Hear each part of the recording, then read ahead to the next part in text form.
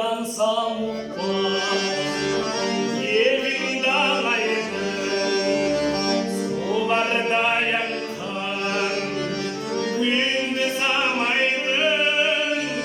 sesimin cırlar gülbün töpçesi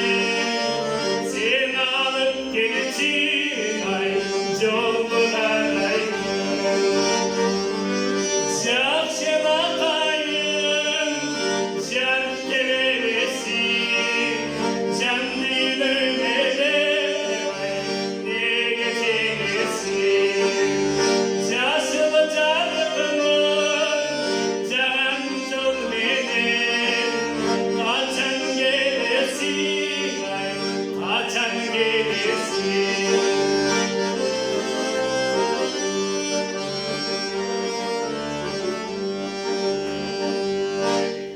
Kandil ötkün gezledin böyle Ağlamayın sende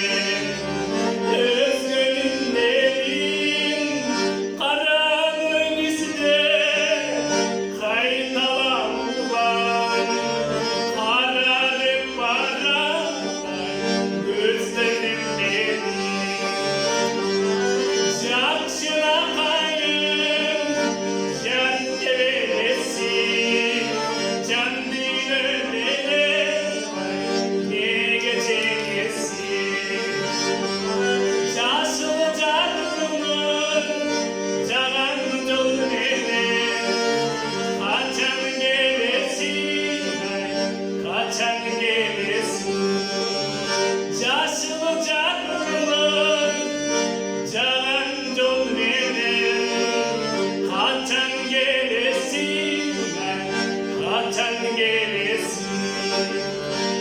Kaçan sezesi